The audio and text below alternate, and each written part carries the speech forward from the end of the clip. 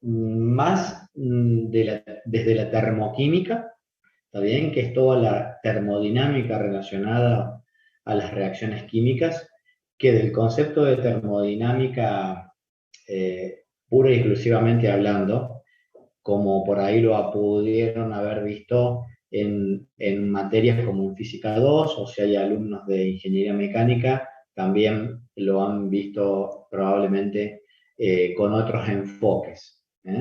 Entonces, yo recién estaba revisando antes de la clase un poco lo que hay de filminas que tienen publicado y vi que hay muchas filminas que hablan, por ejemplo, de todo lo que es el primer principio, de la variación de energía interna, lo que es trabajo, lo que es calor. Y toda esa parte la vamos a obviar porque lo han visto en alguna materia, si no ha sido en física, lo han visto seguramente si hay estudiantes de ingeniería mecánica, lo tienen que haber visto en alguna materia. Por lo tanto, no nos vamos a detener tanto en cálculos de variación de energía interna. Yo les dejo en las clases de PDF las filminas que están relacionadas a ello, porque en la guía de trabajos prácticos hay algunos ejercicios que seguramente Diana va a resolver con ustedes, pero nosotros nos vamos a enfocar un poco más en la parte de termoquímica relacionado a el concepto de entropía y variación de energía libre de Gibbs, que son temas que por ahí no los ven con tanta profundidad en el resto de las materias.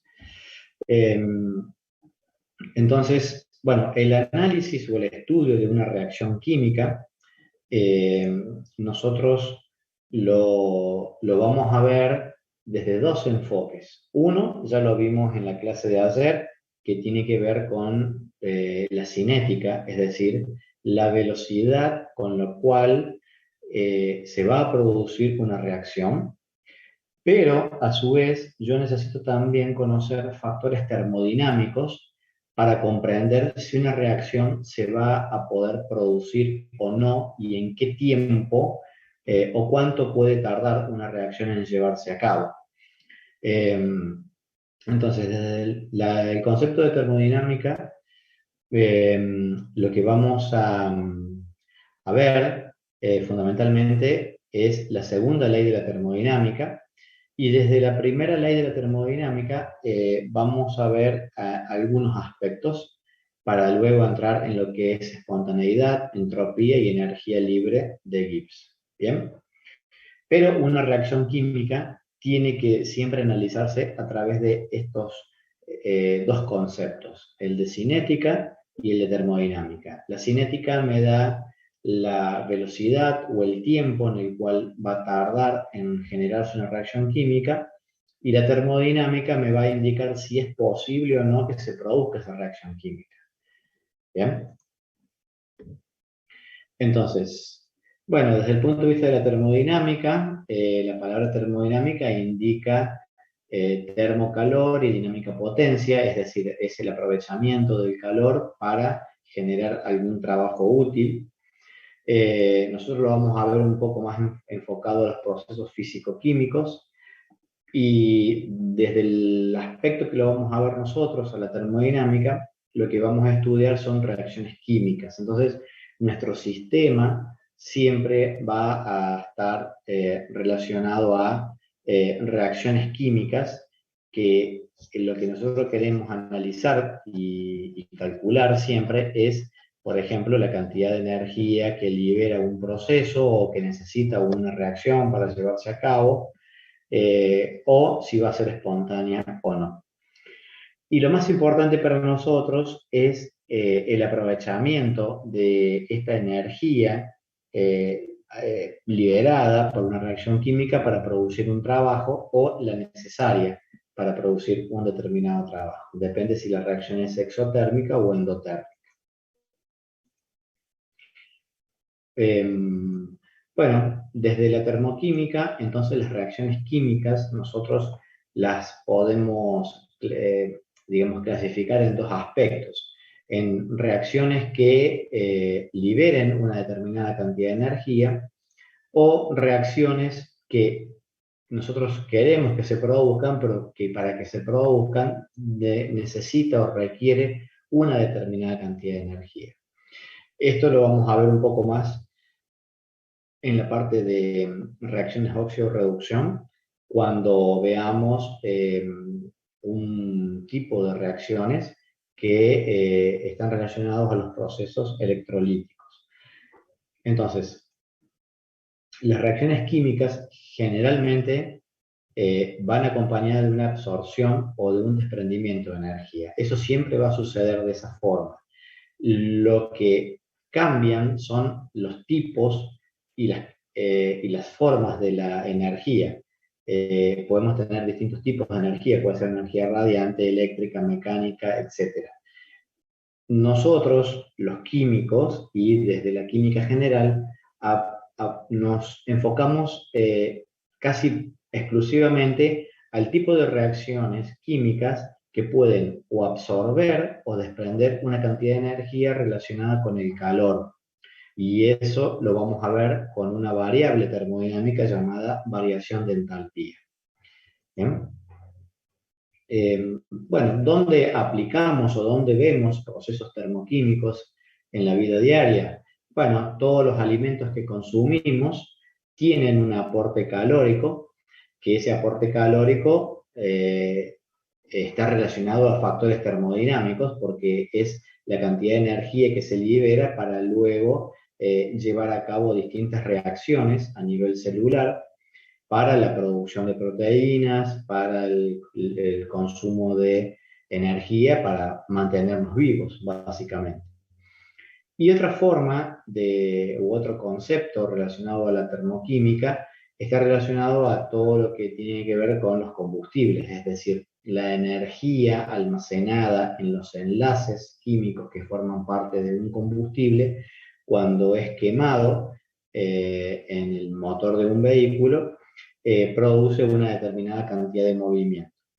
Son distintos aspectos o enfoques de poder ver la aplicación de procesos termodinámicos en la vida cotidiana, porque por ahí la palabra termodinámica parece que es una palabra un poco rara y que se aplica solamente en procesos industriales, pero en realidad se aplica en casi todos los aspectos de la vida, en lo que fuera. Algunos conceptos o definiciones de lo que son algunas variables. Bueno, nosotros en termodinámica siempre hablamos de o queremos describir un determinado estado, y ese estado lo describimos a través de variables termodinámicas que se denominan variables de estado, que pueden ser presión, volumen, temperatura, fracción molar, concentración.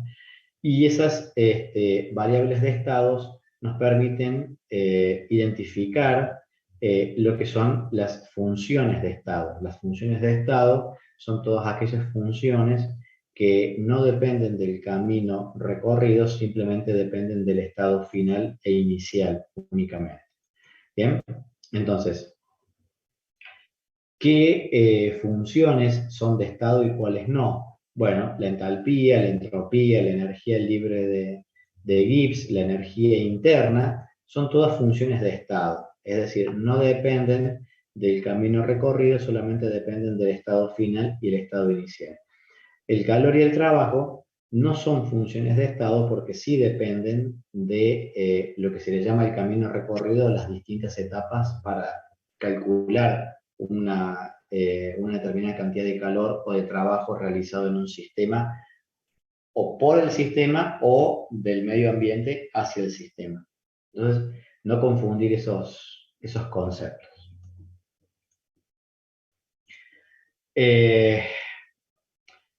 Entonces, ya pasando un poco por alto lo que es el primer principio y lo que es la variación de energía interna, lo que es calor y lo que es trabajo, que ya lo han visto, nos vamos a abocar al estudio de las reacciones químicas desde el punto de vista de lo que es el calor de reacción.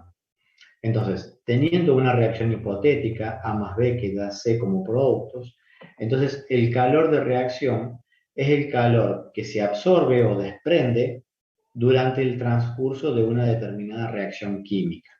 ¿Está bien? Las reacciones químicas pueden o absorber una determinada cantidad de calor o liberar una determinada cantidad de calor. Y estas reacciones químicas se pueden llevar a cabo a través de dos tipos de procesos. Uno que es a volumen constante, ¿está bien? Que esto es lo que nosotros calculamos como el calor eh, generado en un calorímetro, eh, o a presión constante, que es cuando nosotros tenemos un recipiente abierto, que está en equilibrio con la atmósfera, y este tipo de reacciones llevadas a presión constante son, desde el punto de vista químico, mucho más importantes que a volumen constante, porque vamos a aplicar el concepto de entalpía a partir de reacciones llevadas a cabo a presión constante. ¿Cómo definimos una ecuación termoquímica? Nosotros en estequiometría habíamos empezado a hablar de reacciones químicas y esas reacciones químicas que podían ser de distintos tipos, independientemente de la clasificación de las reacciones, siempre vamos a tener del lado izquierdo de la ecuación los reactivos y del lado derecho los productos. Dentro de lo que es las ecuaciones termoquímicas, le vamos a agregar un poco más de información a esa reacción química, en la cual nosotros vamos a identificar no solamente reactivos y productos, sino que también vamos a identificar cantidad de masa, que eso también, si se quiere, en estequiometría lo podríamos identificar, pero también hay algo que no teníamos tan en cuenta y era la cantidad de energía que va asociado a esa reacción química.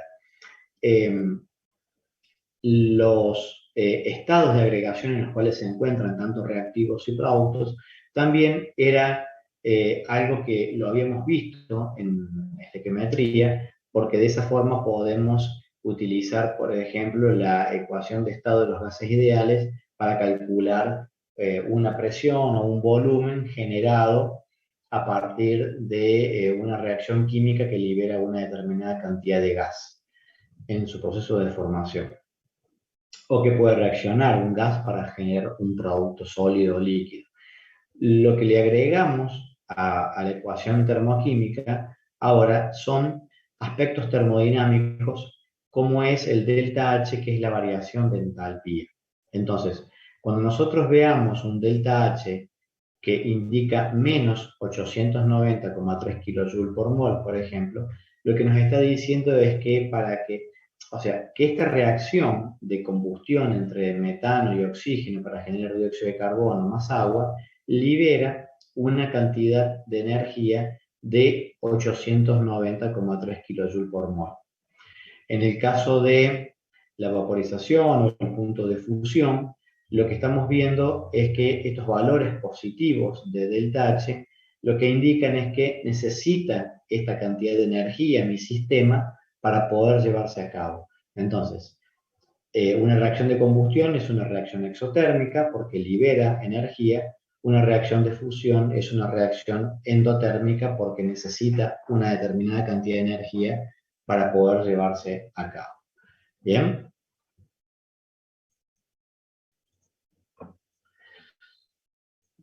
¿Qué son las entalpías estándar de formación y para qué las vamos a utilizar? Acá ustedes van a utilizar las tablas termodinámicas que tienen en sus guías de trabajos prácticos de valores de entalpía, de entropía y de delta G, que es energía libre de Gibbs. Se toma como estados de referencia la presión de una atmósfera y la temperatura de 25 grados centígrados, o lo que equivale a 298 Kelvin. En esas condiciones se estandarizan los valores que nosotros vamos a ver en las tablas termodinámicas, porque dependiendo de la presión y la temperatura, estas variables van a cambiar de valor. Y si bien se pueden estimar y se pueden calcular a través de modelos matemáticos, nosotros vamos a simplificar un poco los ejercicios trabajando en condiciones estándares. Pero también se puede trabajar en condiciones no estándares. O sea, se los aclaro para que eh, entiendan de que no es únicamente a esta presión y esta temperatura a la cual se puede llevar a cabo una reacción química. ¿Qué es la entalpía estándar de formación? Perdón. El delta H de formación con este subcero que ven acá arriba, lo que indica es que son entalpías estándares de formación.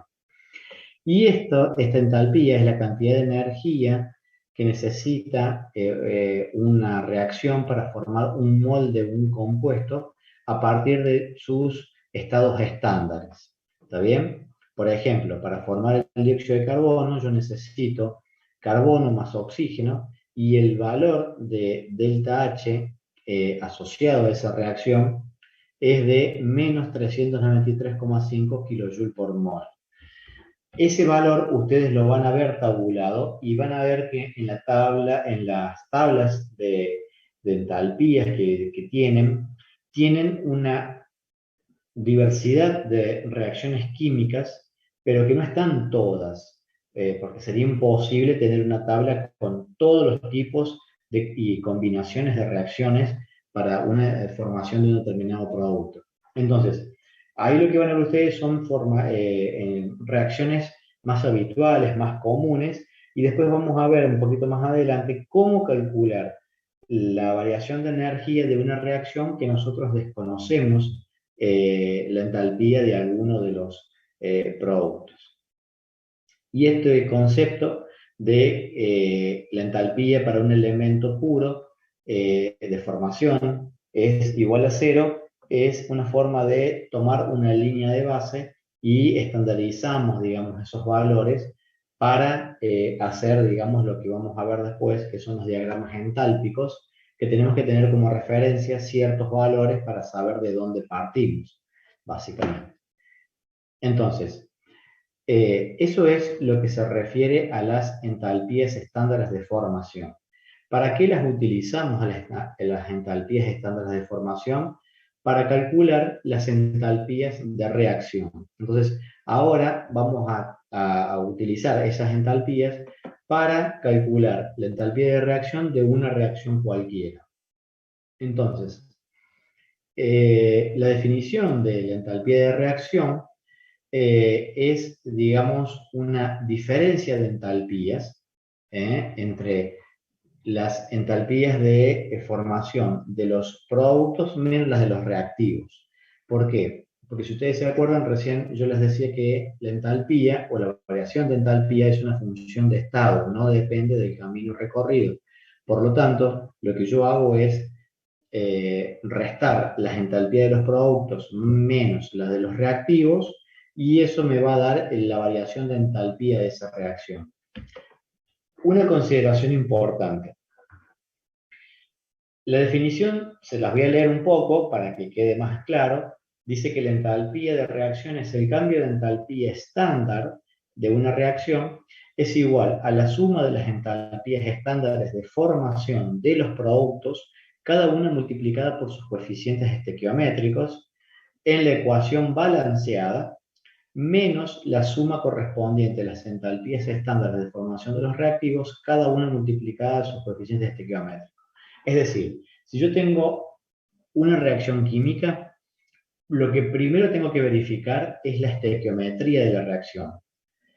Y una vez que tengo la estequiometría chequeada y verificada que se cumple con la ley de acción de masas, tengo que ver en qué estados están cada uno de los reactivos y productos y hago la sumatoria de las entalpías de los productos multiplicados por sus coeficientes estequiométricos menos la variación o la suma de entalpías de los reactivos multiplicados por sus coeficientes estequiométricos. ¿Está bien? Matemáticamente lo vemos acá. La entalpía estándar de reacción es la sumatoria de las entalpías de formación de los productos multiplicados por los coeficientes estequiométricos de los productos menos las entalpías de formación de los reactivos multiplicados por sus coeficientes estequiométricos. Eso, fíjense cómo está escrita la ecuación y tengan en cuenta de verificar siempre la estequiometría de la ecuación. Si tienen una ecuación termoquímica y les pide realizar el cálculo de un ejercicio determinado de la variación de entalpía de reacción, primero verifiquen la estequiometría, porque si no, y está mal balanceada la ecuación, va a estar mal calculado el valor de esa entalpía. Bueno, esta era la reacción que teníamos inicialmente. Algunas propiedades del delta H de reacción. Primero, que es una propiedad extensiva, es decir, depende de la masa. Entonces, si para formar 2 moles de monóxido de nitrógeno yo necesito un mol de nitrógeno y un mol de oxígeno, y el valor de la variación de entalpía para esa reacción, para la formación del monóxido de nitrógeno, es de 180,5 kJ, entonces, si yo necesito ahora para un mol, bueno, hago una regla de 3 simple y divido por 2 el valor inicial y me va a dar el valor final. Esos 90,25 kJ se desprenden de los coeficientes estequiométricos y de entender que al ser una propiedad extensiva depende de la masa. También la variación de entalpía cambia su signo cuando se invierte la reacción. Entonces, en la reacción acá arriba nosotros teníamos que nitrógeno más oxígeno me da 2 moles de monóxido de nitrógeno y es un proceso endotérmico. Yo necesito 180,5 kJ para formar estos 2 moles. Entonces, ahora, si yo invierto la ecuación termoquímica y ahora digo, bueno, ¿cuál será la entalpía de reacción para la reacción del monóxido de nitrógeno para formar, digamos, como un producto nitrógeno más oxígeno? Va a ser el mismo valor, pero cambiado de signo. ¿Bien? También, como el delta H, o sea, la variación de entalpía, es una función de estado, la entalpía de una reacción también va a ser una función de estado. Es decir, no depende del camino recorrido, solamente del estado final menos el inicial.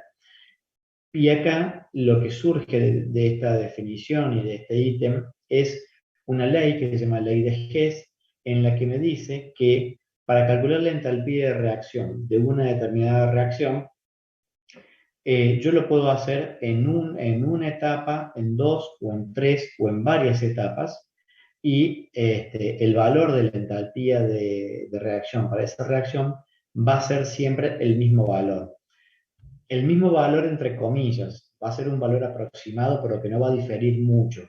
Y esa diferencia que hay va a depender de la cantidad de etapas que tenga, porque al agregar valores de entalpía, entonces puede variar en pequeñas escalas. Este de 33,18 puede ser a lo mejor 33,21 kJ o 33,15 kJ. Siempre va a estar en el orden del valor real de entalpía, pero lo que les aclaro es que cuando ustedes agregan etapas al cálculo de esas entalpías, el valor puede diferir con lo que tienen tabulado, por ejemplo.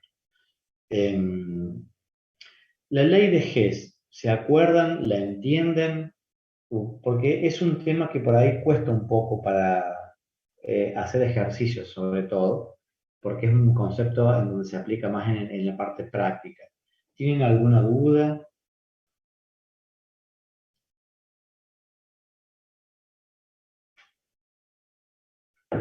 ¿No? Bueno, perfecto. Entonces, para calcular el cambio de entalpía de reacción, yo puedo utilizar dos métodos. Uno es el método directo, es decir, yo teniendo las entalpías tabuladas, calculo el delta H de esa reacción de formación de dióxido de carbono. Pero puede suceder que tenga que utilizar un método indirecto para calcular una entalpía que yo no conozco. Por ejemplo, yo acá quiero calcular la entalpía de formación del monóxido de carbono. y hay muchos compuestos que no están tabulados. Entonces, lo que tengo que utilizar son ecuaciones termoquímicas en las cuales me involucre las especies, siempre las mismas especies, por supuesto, que de alguna manera se vayan cancelando entre sí esas entalpías para que me permitan calcular la entalpía que yo desconozco del compuesto.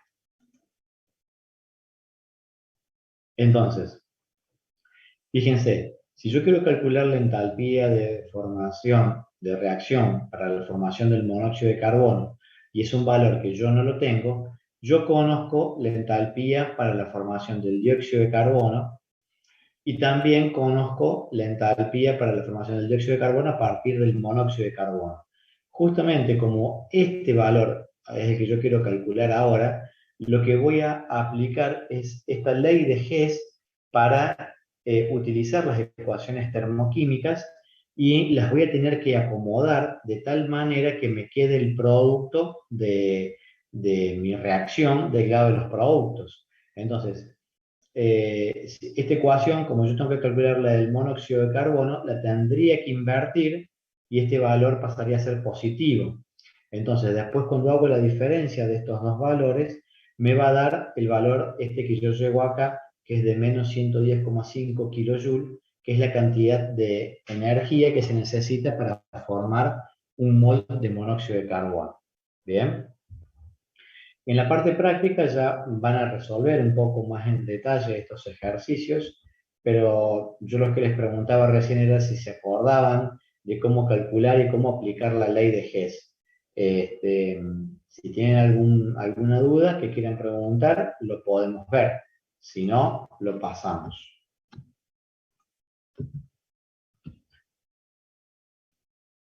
¿Entienden la ley de Hess entonces?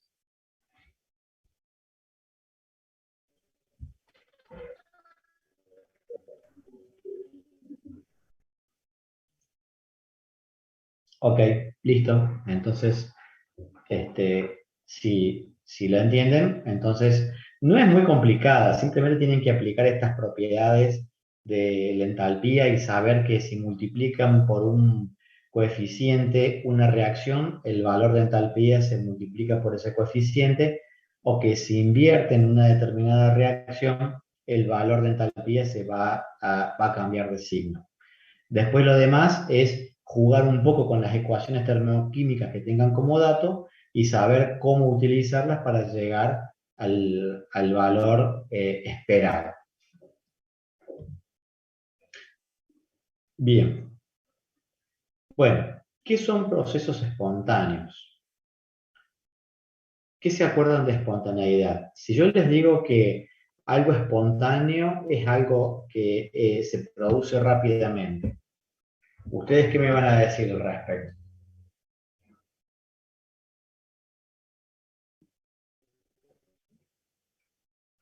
¿Está bien? Que no tiene que ver con la velocidad, sino que puede ser un proceso lento, pero sigue siendo espontáneo porque no necesita de una fuerza o algo que modifique su estado. Bien, perfecto. Bien, está perfecta la definición. Un proceso espontáneo, nosotros vamos a ver que, por ejemplo, si tenemos todo un gas almacenado en uno de estos recipientes y abrimos una válvula, el gas va a tender a ocupar el volumen de los dos recipientes. Ese es un proceso espontáneo. Un proceso no espontáneo sería el que, por ejemplo, yo quiera otra vez volver a tener todo el gas dentro del primer balón. Eso yo espontáneamente no lo puedo conseguir. Para eso necesitaría incorporar una bomba de vacío que succione todas estas moléculas de este gas para volverlos a llevar al balón donde originalmente estaban almacenados. Entonces, los cambios, primero, eso tiene que ver con algo que es espontáneo o algo que no es espontáneo. Y los cambios espontáneos no necesitan ser rápidos, como recién me lo explicaba, sino que estos procesos que ocurren de forma espontánea en una dirección no pueden ocurrir en las mismas condiciones en la dirección opuesta. Es decir, yo acá,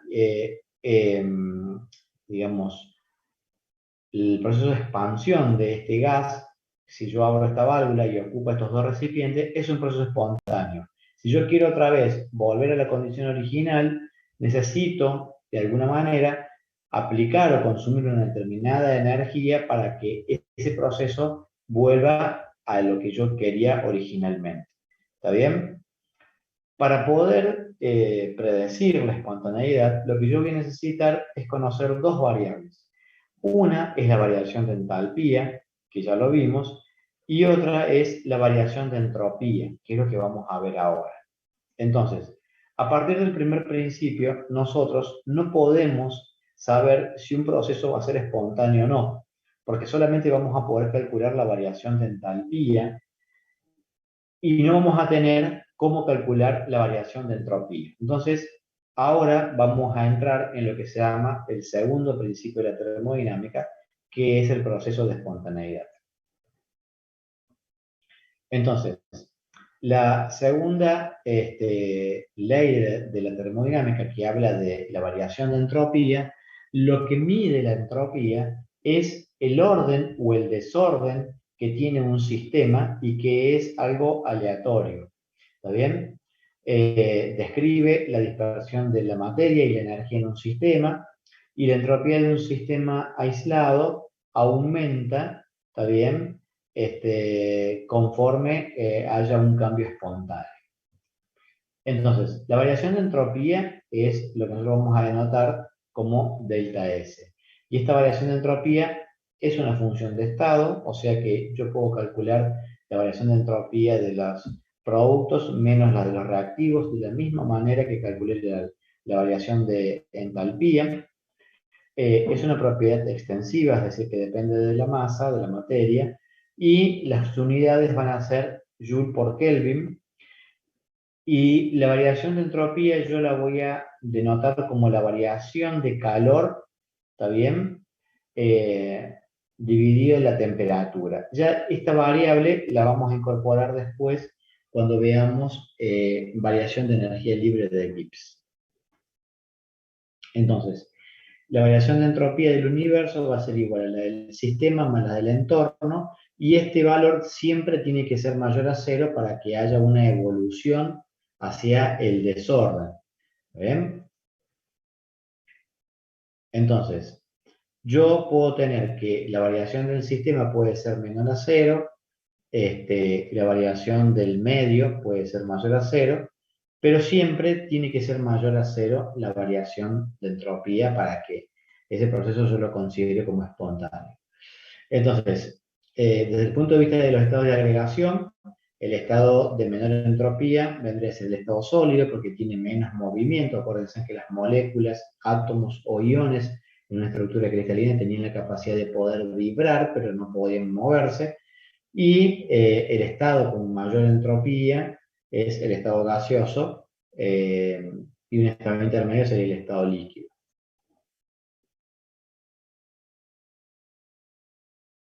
Entonces, yo de esta ecuación tengo, digamos, algunos análisis para hacer. Si la variación de entropía del universo, que es la entropía del sistema más la del medio o el entorno, es mayor a cero, entonces el proceso va a ser espontáneo. Ahora, si es igual a cero, lo que me indica es que la variación de entropía del sistema es igual a la del medio, y esto me indica que el proceso está en equilibrio. ¿Bien?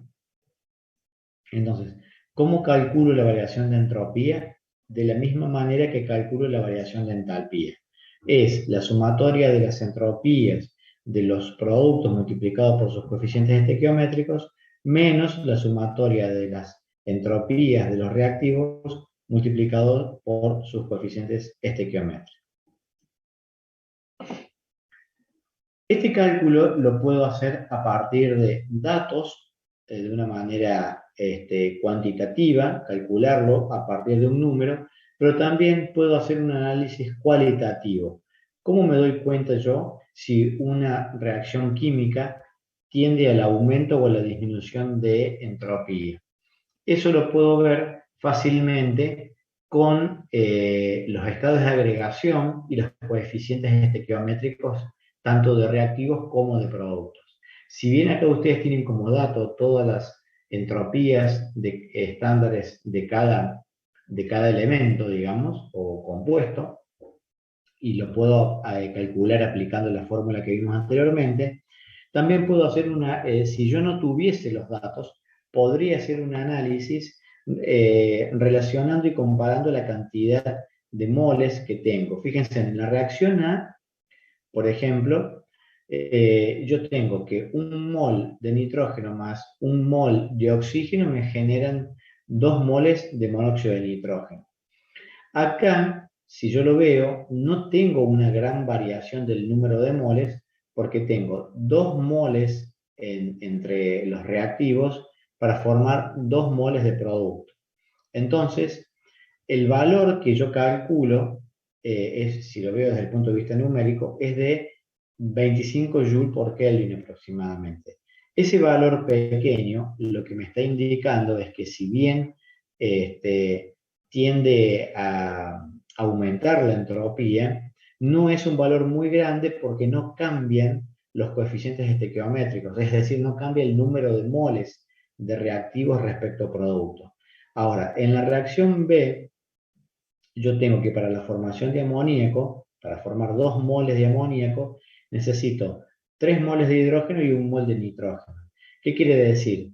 Que inicialmente tengo una mayor cantidad de moles en total de reactivos de la que tengo de productos. Entonces, como está disminuyendo el número de moles, es de esperar que la entropía sea un valor negativo porque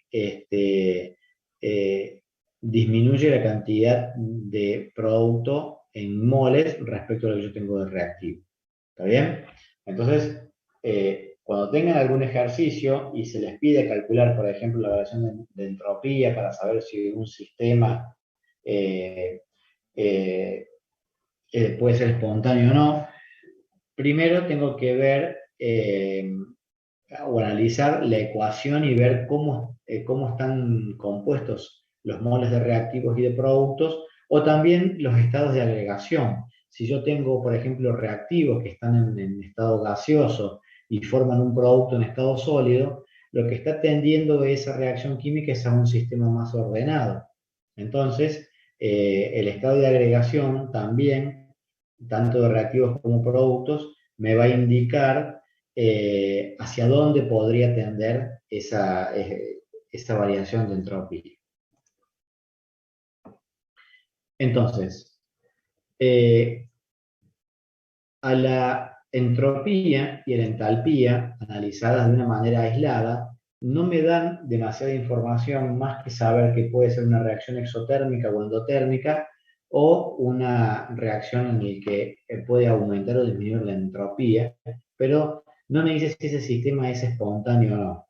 Entonces, yo agrego una variable más, que es esta variación de energía libre de Gibbs, este delta G, en donde yo lo que voy a tener que considerar es que el cambio de entropía siempre tiene que ser mayor a cero. ¿Está bien? Para que el proceso sea espontáneo. Si no, si la entropía tiende a disminuir, me está indicando que en realidad el proceso no es espontáneo. Entonces, a presión y temperaturas constantes, entonces yo acá puedo utilizar la variable termodinámica variación de entalpía. Lo que yo tengo acá matemáticamente es que tengo que analizar mi sistema y el medio que lo rodee.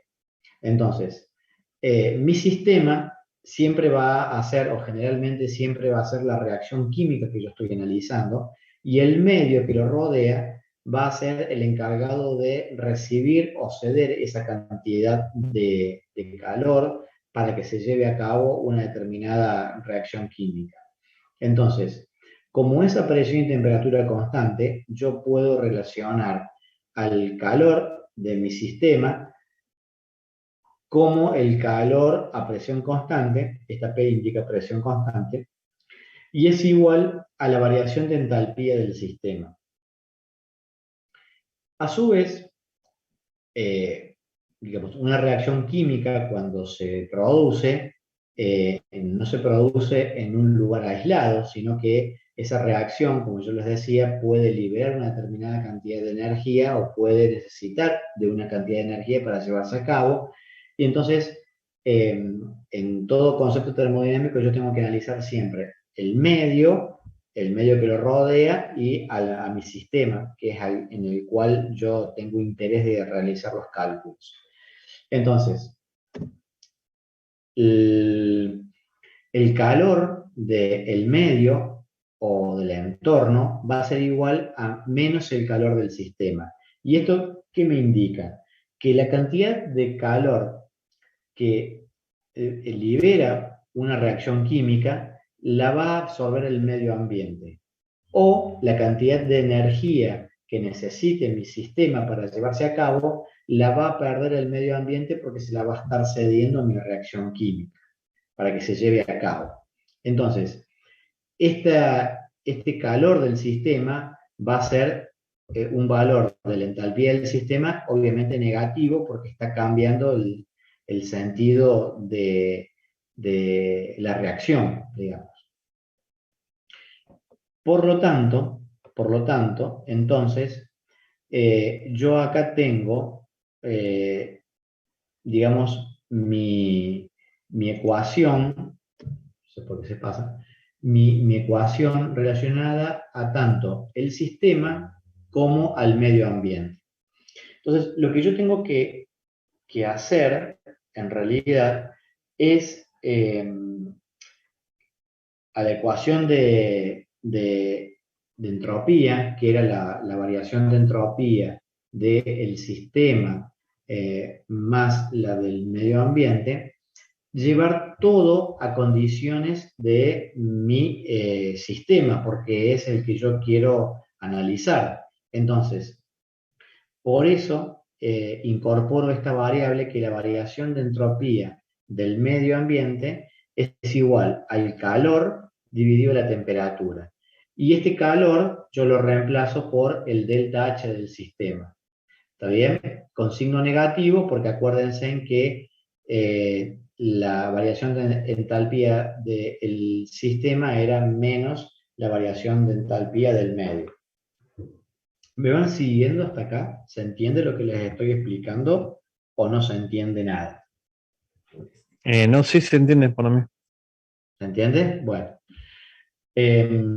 Como yo tengo que estandarizar todo al medio, al sistema, perdón, entonces llevo mis variables termodinámicas a el sistema. Por eso lo que digo acá con esta variación de entropía del entorno, que es igual a menos la variación de entalpía del sistema dividido la temperatura, lo que tienen que entender ustedes es lo siguiente.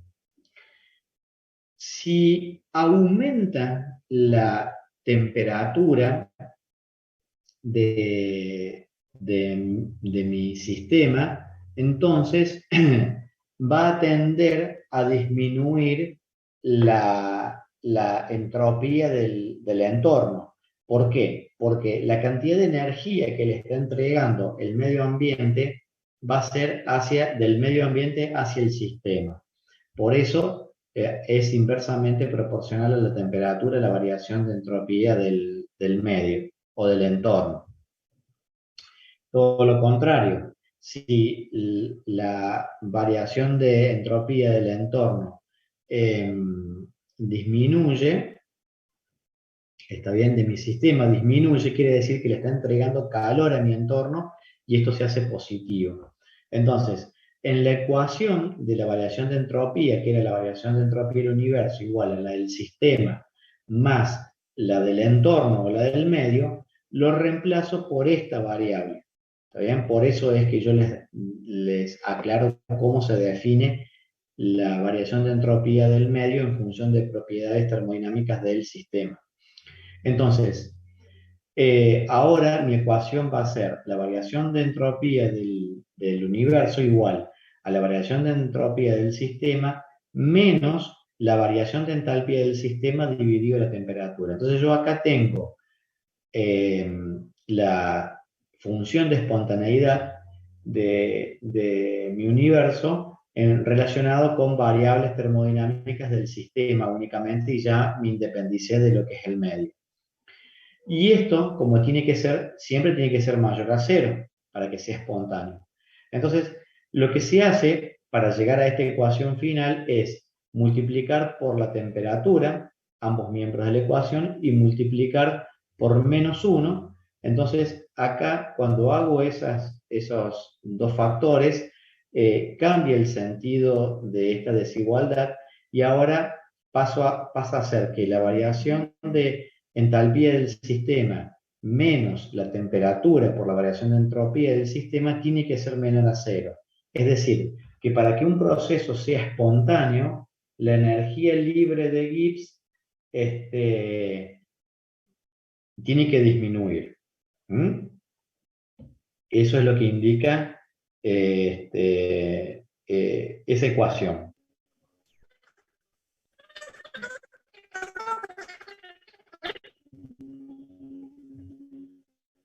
¿Pueden activar o mejorar su micrófono? ¿Se me escucha mejor? Ahí escucho un poco mejor, sí. Que todo esto es a presión y temperatura constante. Siempre, sí. Sí. Esa presión y temperatura constante. Sí. Es así. Esa presión y temperatura constante. Entonces, de esta relación de variables y de factores que yo incorporo para poder llegar a esta ecuación de estado, en donde G, que es la energía libre de Gibbs, es igual a la variación de entalpía menos la temperatura por la variación de entropía, es lo que a mí me va a interesar porque me va a dar una idea de la cantidad de energía necesaria para poder llevar a cabo un trabajo. Entonces, la energía libre de Gibbs es una función de estado, es una propiedad extensiva y las unidades van a ser kilojoule, porque si se fijan ustedes, la variación de entalpía está en kilojoule, la entropía era joule por Kelvin, y acá como lo multiplico por la temperatura en Kelvin, entonces me queda otra vez en kilojoule y me quedan, digamos, unidades homogéneas para poder restar. El criterio de espontaneidad es el siguiente. Si la variación de energía libre de Gibbs es menor a cero, la reacción va a ser espontánea tal cual está escrita. Si es mayor a cero, lo que me indica que el proceso no es espontáneo y que para que yo pueda llevar a cabo esa reacción, necesito consumir una determinada cantidad de energía. Y si el delta G es igual a cero, el sistema va a estar en equilibrio. ¿Bien? Entonces, a temperatura y presión constante, el sentido del cambio espontáneo es en el sentido en el cual la energía libre de Gibbs disminuye. Esto tienen que acordarse de esta ecuación para poder realizar los análisis que sean necesarios dependiendo del ejercicio, ya sea teórico o sea práctico. ¿Bien?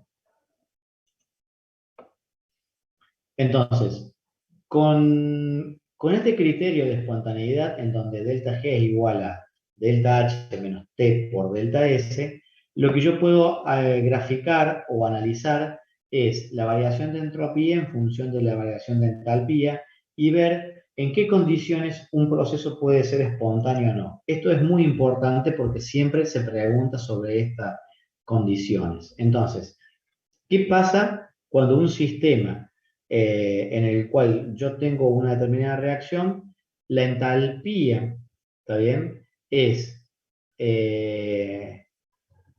menor a cero y la entropía es mayor a cero?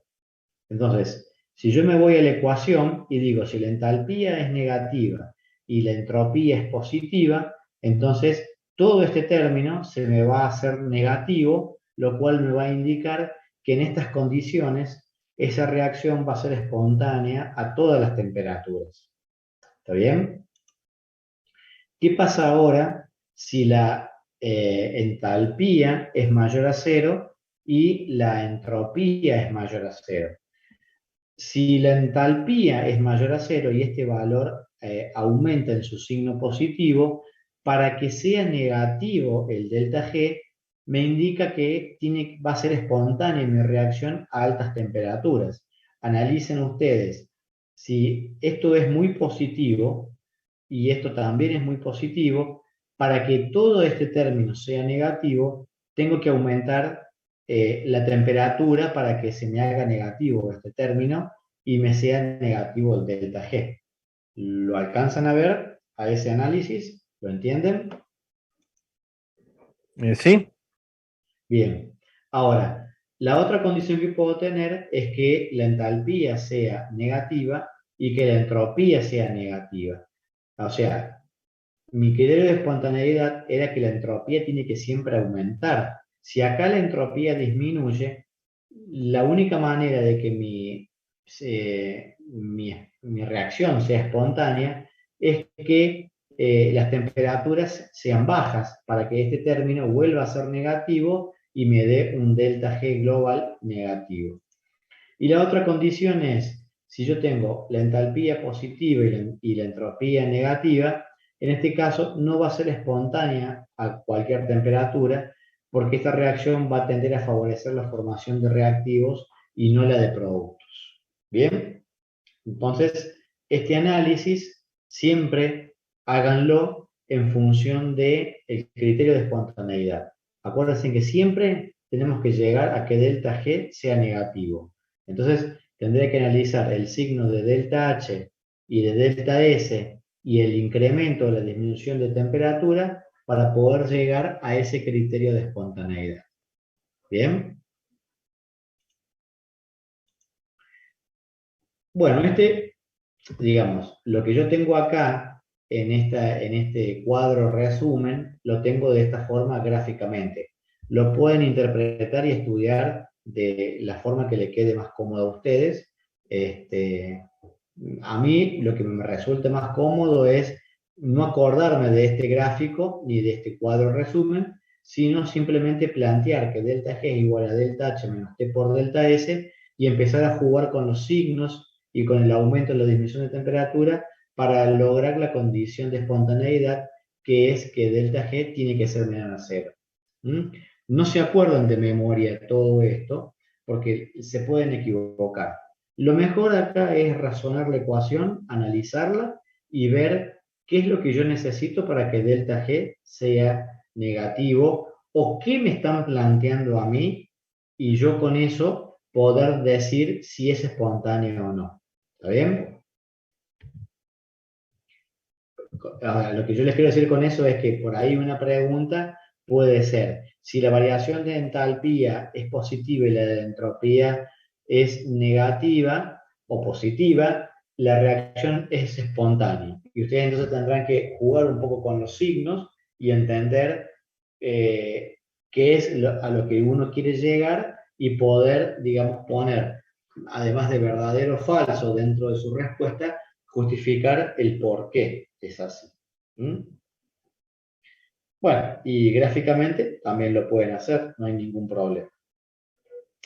Bien, ahora, todo este concepto de termodinámica y termoquímica lo vamos a aplicar de una manera que a nosotros nos permita aprovechar al máximo estas condiciones. ¿Y qué es lo que queremos nosotros?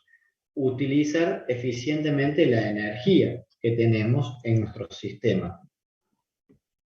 Entonces, la termodinámica lo que nos aporta a nosotros es un conocimiento de las reacciones químicas, puntualmente hablando en conceptos de química, para poder entender cómo podemos almacenar o cómo podemos utilizar una determinada cantidad de energía producto de una reacción química para poder realizar un trabajo determinado y en muchos casos buscarle la vuelta para independizarnos un poco de la dependencia de las fuentes no renovables, como el uso del petróleo, por ejemplo, para utilizar la energía que nos permite a nosotros realizar un determinado tipo de actividad. Bien, entonces es un poco lo que se busca con el estudio de la termodinámica. Comprender cómo almacenar la energía, cómo utilizar esa energía desprendida de una reacción química, por ejemplo, para aprovecharlo al máximo sin depender tanto de fuentes no renovables. ¿Bien? Bueno, acá terminaríamos con la parte de termodinámica. Bien. Lo que les propongo hacer es un pequeño recreo y continuar con parte de lo que es equilibrio químico, como para poder adelantar un poco más las clases. Y bueno, probablemente estemos hasta las 10:30 aproximadamente. Ahí cortamos y independientemente de si terminamos de ver la parte de equilibrio químico o no. ¿Está bien? Entonces, 10:05, ¿les parece que volvamos a continuar? Hacemos un pequeño recreadito. Sí, pero Bueno, profe, 15 nos vemos. Listo, 10:05, entonces 10:05, perdón, volvemos a retomar la parte de equilibrio químico.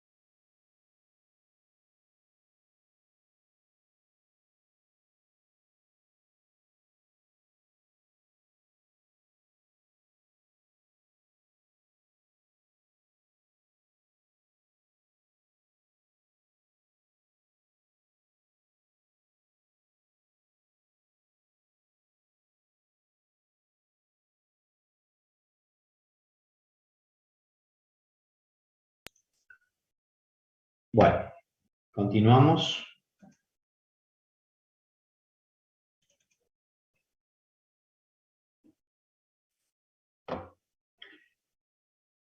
Bien.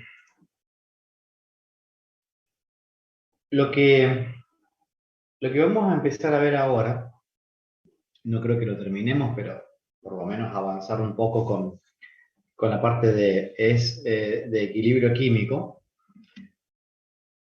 Es un tema que se relaciona también con cinética y con termodinámica, por supuesto, pero además toda la parte de equilibrio químico que empecemos a ver hoy va a ser todo lo básico necesario para entender los distintos tipos de equilibrio.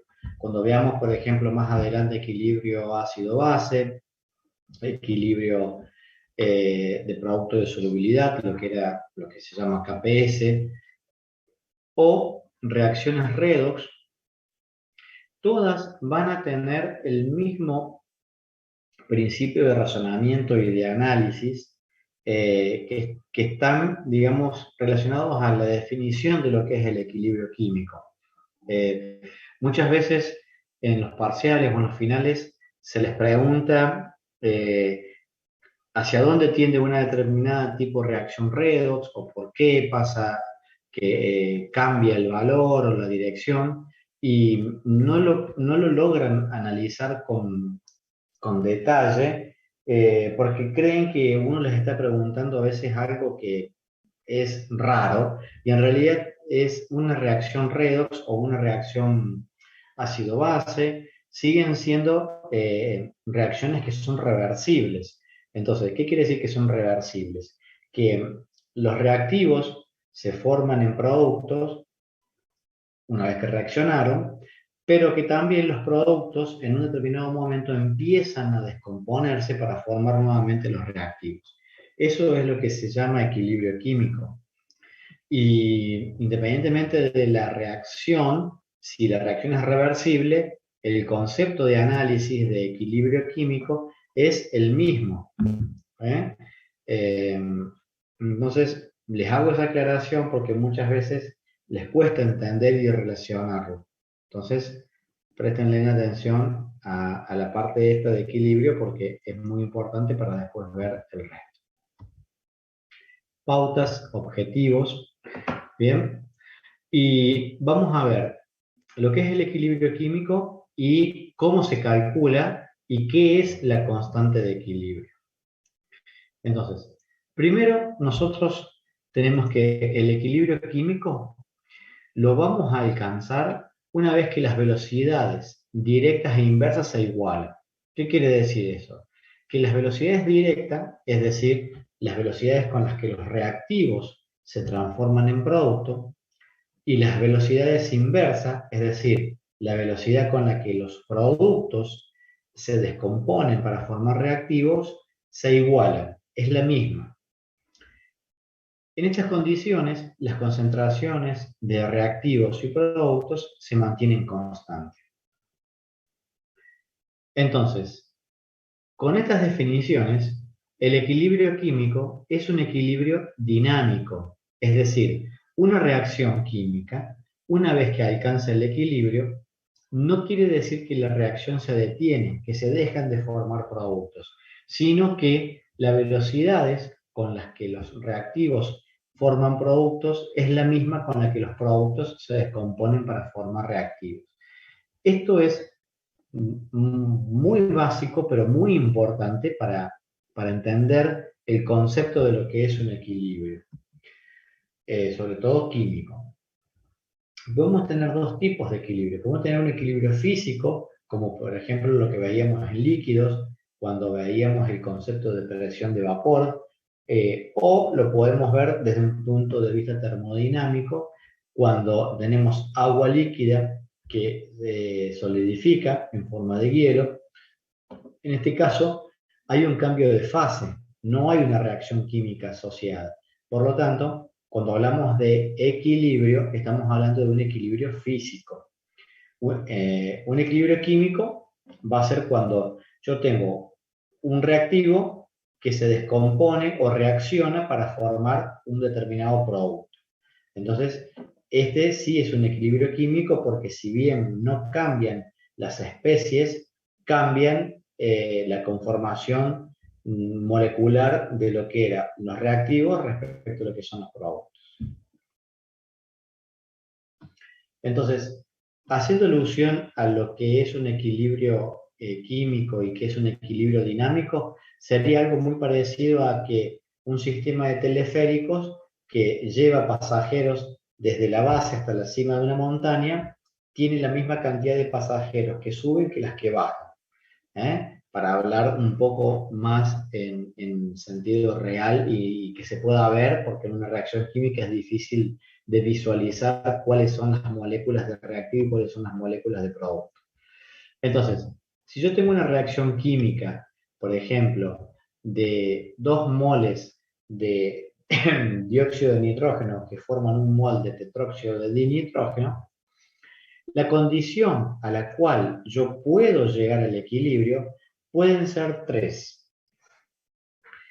La más común es que yo tengo mis reactivos y esos reactivos, que son el dióxido de nitrógeno, empieza a reaccionar, empiezan a combinarse estas 2 moléculas para formar el producto que es el tetróxido de dinitrógeno. Es decir, en un tiempo igual a 0, yo no tengo nada de productos y tengo la máxima concentración de reactivos.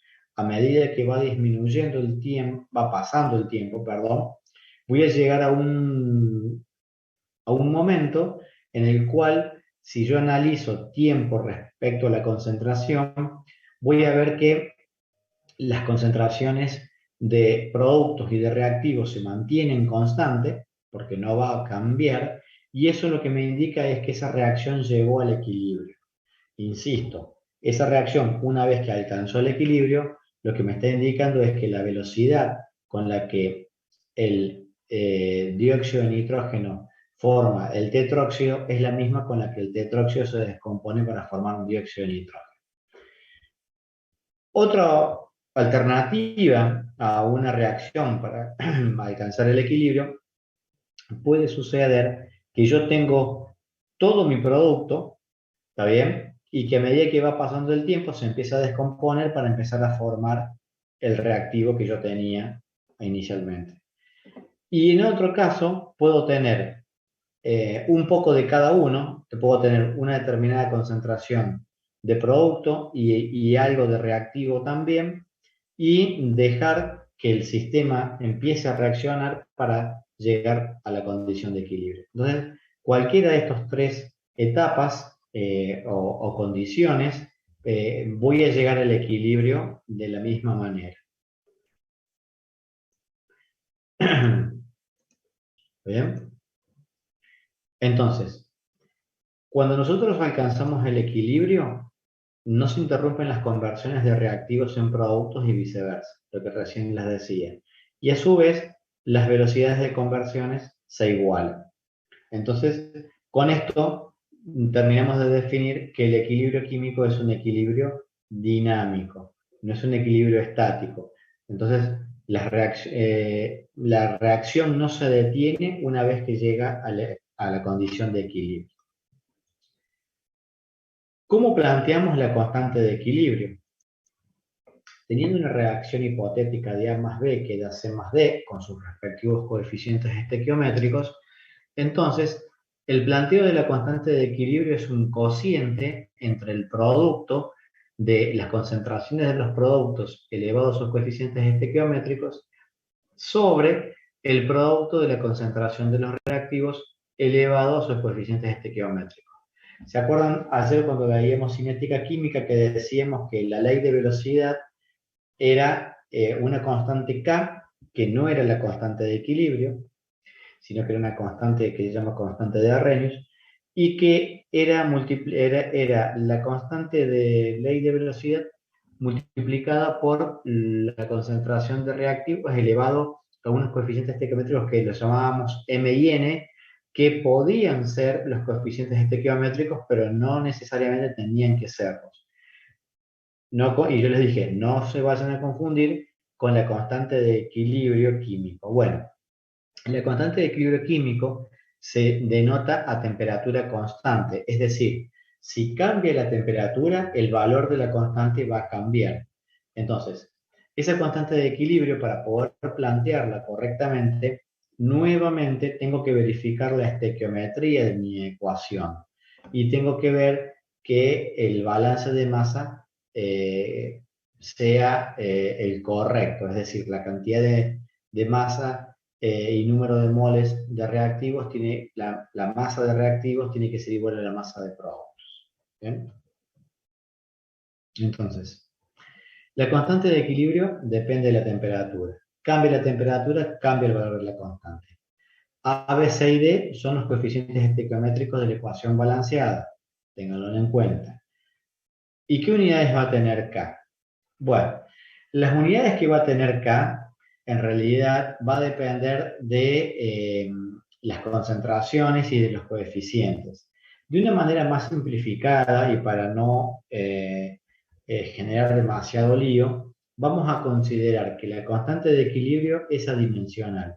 Pero ojo, lo vamos a simplificar de esta manera. No quiere decir que la constante de equilibrio sea adimensional. Esto está relacionado a que, en realidad, para plantear correctamente una constante de equilibrio desde el punto de vista físico-químico, nosotros tengamos que conocer cuáles son los coeficientes de actividad, que es algo que no lo estamos viendo nosotros en química general y por lo tanto entonces lo vamos a simplificar. La magnitud de K, de la constante de equilibrio, lo que me va a indicar es si una reacción que alcanzó el equilibrio va a ser favorable a la formación de productos o a la formación de reactivos. Y esto es importante porque cuando yo tengo un determinado tipo de reacción en un reactor químico, lo que me interesa a mí justamente es lograr y llegar a la condición de equilibrio, porque una vez llegada a esa condición de equilibrio, con ese valor de constante calculado, voy a poder entender si se va a favorecer la reacción en esas condiciones a la formación de productos o no. Entonces acá entran también los factores termodinámicos porque si yo varío la presión, el volumen, la temperatura de mi sistema reaccionante, puede variar el valor de la constante. Entonces, 3 puntos importantes. La constante es constante, valga la redundancia, a una temperatura determinada y siempre tiene que ser esa temperatura. Se modifica el valor de la temperatura, cambia el valor de la constante. Y no va a depender de las concentraciones iniciales. ¿Está bien? Entonces, las concentraciones a las cuales se calcula, la constante de equilibrio son las concentraciones del equilibrio. En los ejercicios que ustedes resuelvan de equilibrio químico, tienen que leer bien el enunciado y saber los datos que les provee el problema, si son concentraciones en el equilibrio o no. Y si el problema no les deja en claro que las concentraciones no son las del equilibrio, entonces tendremos que utilizar otra ecuación para calcularlo, que se denomina cociente de reacción, que se plantea de la misma manera que la constante de equilibrio, pero que yo estoy entendiendo de que esas concentraciones no son las del equilibrio. ¿Bien? Entonces, tengan en cuenta y presten mucha atención a cómo está escrito el problema. Bueno, esto es un ejemplo que lo resolvíamos siempre en clase, se los dejo a ustedes de tarea. Es una reacción de formación de trióxido de azufre a partir de dióxido de azufre más oxígeno, en la cual tengo dos condiciones diferentes a una misma temperatura, en donde cambian las concentraciones, ¿está bien? Tanto de productos como de reactivos, y lo que yo quiero que ustedes planteen es la constante de equilibrio para el experimento 1 y para el experimento 2 y que verifiquen que el valor de la constante es el mismo. ¿Bien? En uno de los experimentos tienen concentraciones de reactivos y no tienen nada de producto, que sería este caso. Tienen las dos concentraciones de reactivos, no tienen nada de producto, perdón, acá. Y luego tienen una determinada concentración de producto, pero no tienen nada de reactivo, entonces empieza a descomponerse y se empiezan a formar los reactivos. En ambos casos, si yo no modifico la temperatura, el valor de la constante de equilibrio tiene que ser el mismo. ¿Bien? Así que después resuélvanlo y díganme si llegan a ese valor o no. Bien, ¿cómo analizo yo mi valor de la constante de equilibrio? Puedo tener dos casos. Puedo tener que los reactivos forman productos y entonces el valor de la constante de equilibrio sea mucho mayor a 1. Eso me va a indicar que el equilibrio se desplaza hacia los productos, ¿está bien? Y si en realidad puedo tener también que la constante de equilibrio puede ser menor a 1 y eso me va a indicar que el equilibrio se desplaza hacia los reactivos. Esto siempre analizando la fórmula, digamos, de lo que es la constante de equilibrio, ¿no? Ese cociente que yo recién les mencionaba. Y una consulta. ¿Ustedes qué creen? ¿Que la constante de equilibrio puede ser igual a 0? ¿Qué opinan ustedes?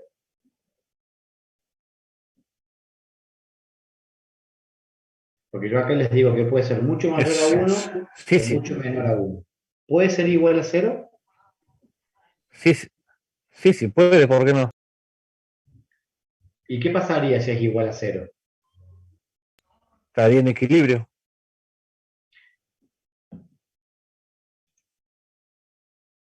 ¿Todos están de acuerdo con eso?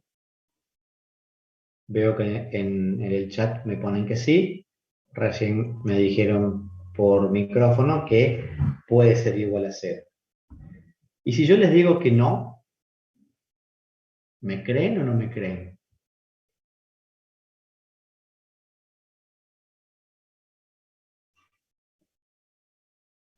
Analicen matemáticamente la expresión de la constante de equilibrio. A ver, me voy a ir una filmina más adelante, a ver si la tengo.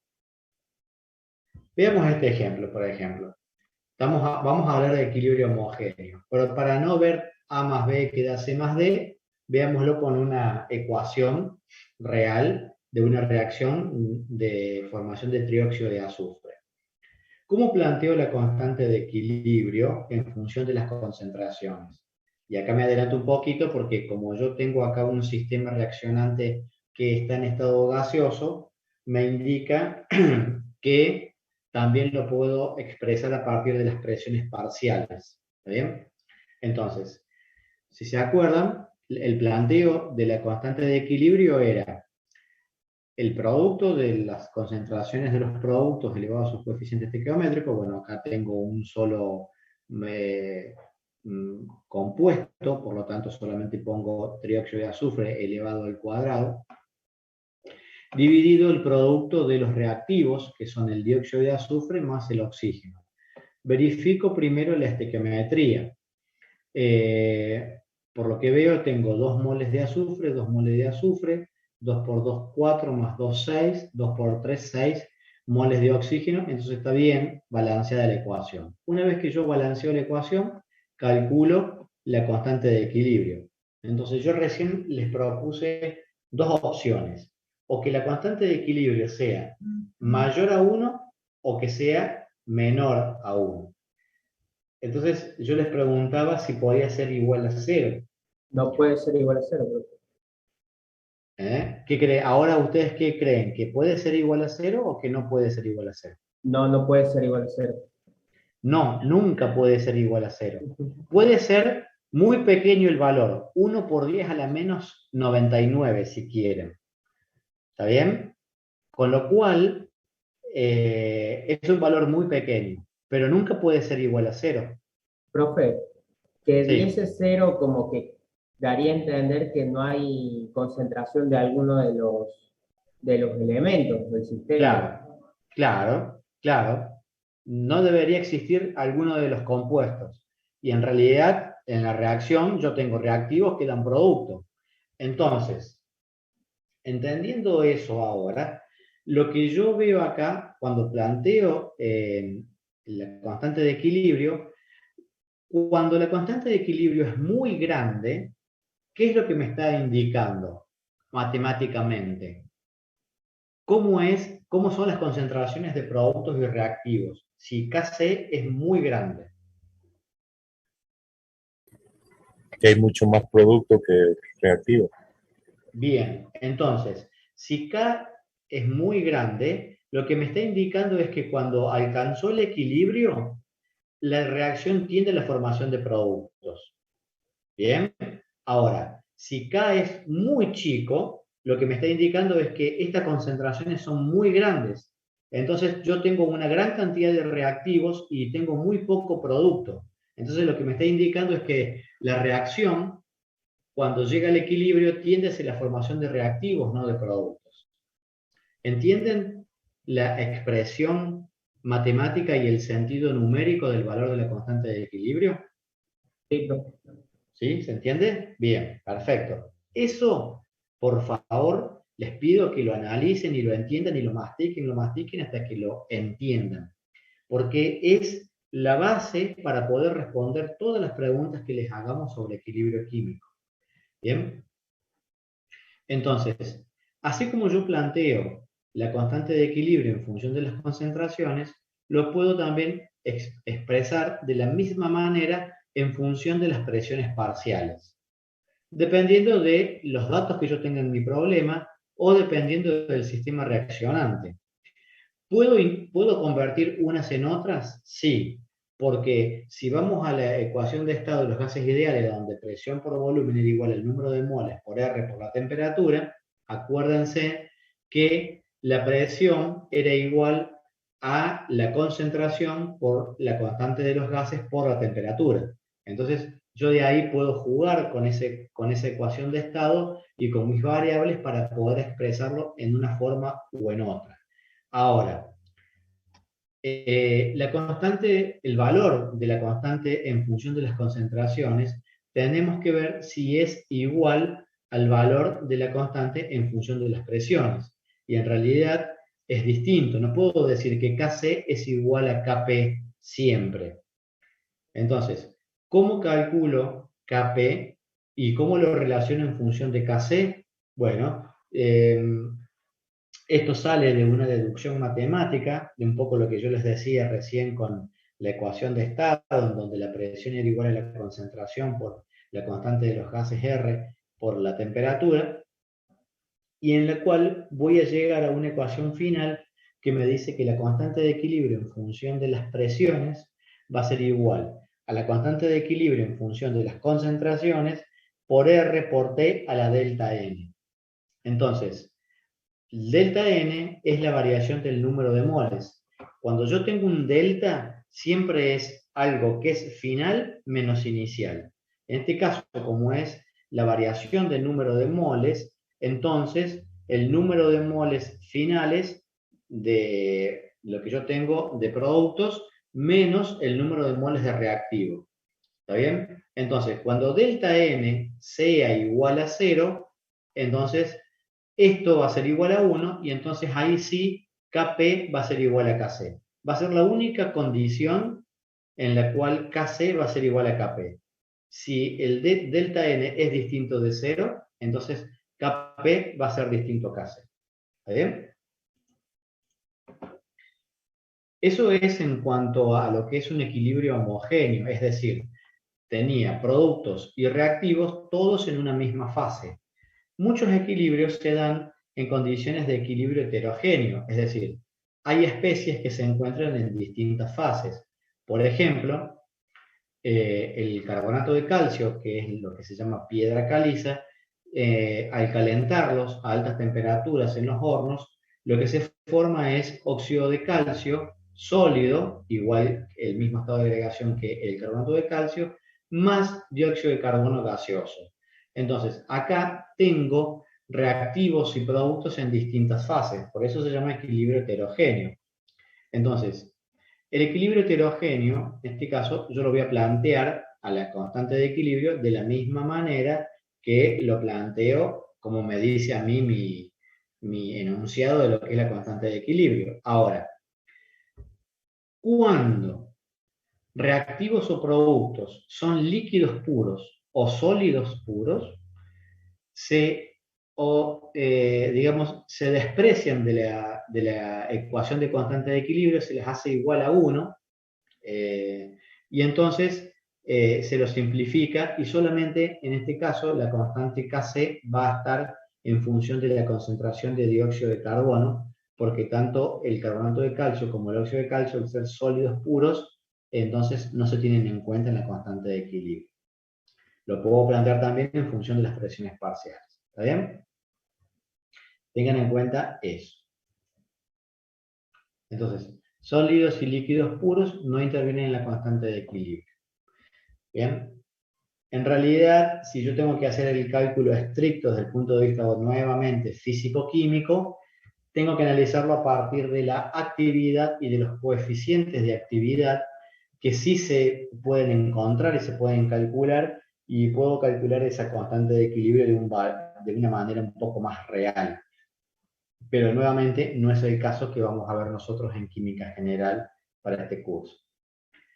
Puedo tener equilibrios múltiples. Esto no lo vamos a ver, simplemente les explico que podemos tener distintas reacciones químicas en las cuales los productos nuevamente reaccionan para formar otros productos. Entonces, lo que era producto para la reacción 1 terminan siendo reactivos para la reacción 2. Eso es un poco lo que les comenta este tipo de reacciones.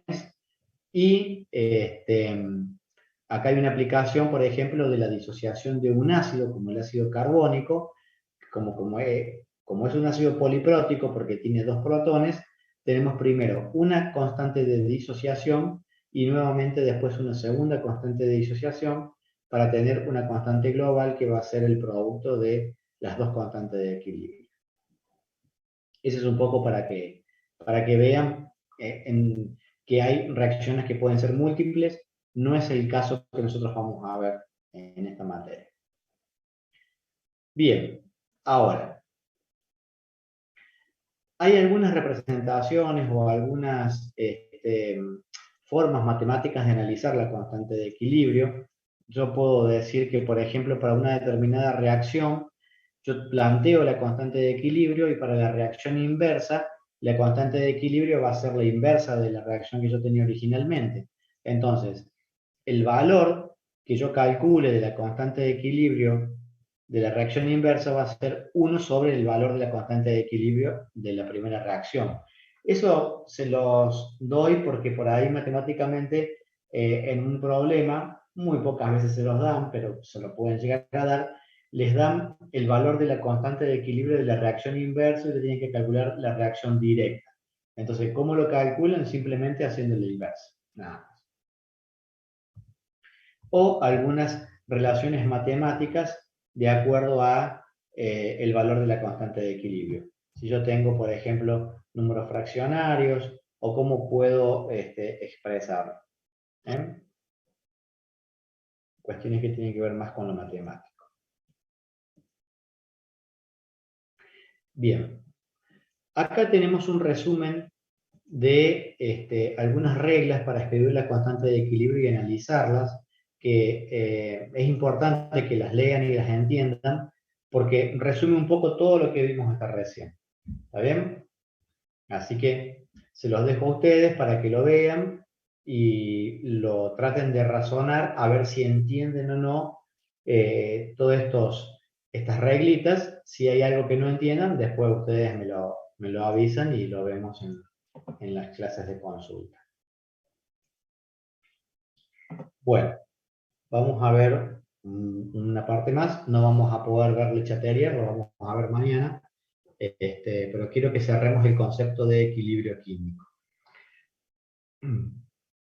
Cuando calculamos el equilibrio químico, calculamos el valor de la constante de equilibrio, tenemos que tener como datos las concentraciones tanto de reactivo como producto en el equilibrio.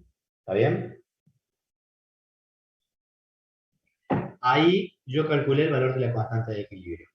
Pero puede suceder muchos casos en los cuales el problema a mí me diga que yo tengo una determinada concentración de reactivos y productos y que calcule el valor de la constante de equilibrio. Entonces, para poder calcular el valor de la constante de equilibrio, entendiendo de que esos datos no son las concentraciones en el equilibrio, lo que yo voy a plantear es una ecuación igual a la expresión matemática de la constante de equilibrio, pero en lugar de poner que es igual a K, lo voy a denotar con la letra Q para decir que es el cociente de reacción. Y ese cociente de reacción va a estar dado por las concentraciones en las que no sé si están en el equilibrio o no, porque el problema no me lo está diciendo, simplemente por eso. Entonces, el cociente de reacción se plantea de la misma manera que la constante de equilibrio y el análisis del valor del cociente de reacción es el mismo con el cual se analiza la constante de equilibrio. Es decir, numéricamente el cociente de reacción me va a indicar si esa reacción tiende al equilibrio o no. Entonces, por eso yo acá les pongo, y se los aclaro con un color rojo, que tiene la misma fórmula de Kc, pero la diferencia es que las concentraciones no tienen por qué ser las del equilibrio. A lo mejor pueden coincidir, pero yo no lo sé. Entonces, hasta que no lo sepa, no lo puedo entender como tal. ¿Cómo puedo comparar yo el cociente de reacción con la constante de equilibrio? Bueno, tengo, digamos, básicamente dos alternativas, o tres en realidad. Que Q sea igual a K, es decir, que el cociente de reacción, perdón, sea menor a la constante de equilibrio, o que el cociente de reacción sea numéricamente mayor a la constante de equilibrio. Y en la otra alternativa es que el cociente de reacción sea igual numéricamente al valor de la constante en el equilibrio. Entonces, si Q es igual a K, vamos a estar en el equilibrio. Es decir, las concentraciones iniciales que yo tenía eran las concentraciones en el equilibrio, nada más que a mí el problema no me lo dijo. Bien. Entonces, para poder resolver un ejercicio con estas características, tengo que tener como dato el valor de la constante de equilibrio para poder compararlo numéricamente con el cociente de reacción. ¿Se entiende? Ahora, ¿cómo me doy cuenta yo hacia dónde tiende mi reacción si el cociente de reacción es numéricamente distinto a la constante de equilibrio? Y acá es donde tenía estas dos alternativas, que podía ser menor o podía ser mayor. Lo puedo analizar analíticamente o gráficamente lo puedo analizar con el planteo de este cociente Q, que se plantea de la misma manera que la constante de equilibrio. Y gráficamente, me parece a mí, es un poco mejor entenderlo, porque lo que yo voy a tener siempre en esta gráfica es, en el medio, el equilibrio. Y en los dos extremos voy a tener el valor de Q, que es el cociente de reacción, en donde el valor de Q puede ser, o puede tender a 0, o puede tender a infinito. Es decir, puede ser tan grande como yo lo pueda calcular, o tan pequeño como lo calcule en función de las concentraciones iniciales de reactivos y productos. Entonces, lo que dice acá es que si el cociente de reacción es menor a la constante de equilibrio, el sistema evoluciona hacia la derecha, es decir, hacia la formación de productos. Entonces, acá lo veo gráficamente. Si Q es menor a K, entonces el sistema va a reaccionar para llegar al equilibrio formando más producto. Lo contrario es si el valor de Q es muy elevado, entonces para poder llegar al equilibrio, quiere decir que yo voy a tener que empezar a descomponer parte de mi producto para formar reactivos y llegar a una condición de equilibrio. ¿Bien? ¿Se entiende un poco el concepto de cociente de reacción comparado con la constante de equilibrio? Sí, sí lo entiendo. ¿Sí? ¿Lo ven? ¿Lo alcanzan a ver? Bueno, perfecto. Esto es muy importante que lo entiendan y que lo analicen, porque siempre hay preguntas relacionadas a este tipo de decisión, digamos, hacia dónde tiende el sistema, hacia la formación de productos o reactivos, analizando comparativamente el valor calculado de Q respecto al valor de la constante de equilibrio que tengo como dato. Obviamente, siempre la misma temperatura porque la constante de equilibrio depende de la temperatura. ¿Bien? Bueno, listo. Vamos a finalizar hasta acá la clase de hoy,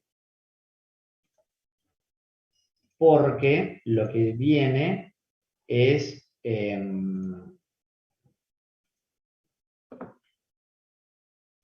todo lo que tenga que ver con factores que alteran el equilibrio, todo lo que es principio de Le Chatelier, y eso lo vamos a ver. No tiene sentido empezar a verlo ahora para no verlo completo, lo podemos ver mañana tranquilamente y mucho más lento para poder entender. ¿Está bien? Así que mañana es jueves, ya estoy perdido con los días. Mañana jueves entonces terminamos de ver lo que tiene que ver con equilibrio químico relacionado al principio de Le Chatelier y empezamos a ver los distintos tipos de equilibrio, el equilibrio en solución ácido-base, y vamos a ver si vemos algo de equilibrio producto de solubilidad. Para eso después finalizar con reacciones redox. Bueno chicos,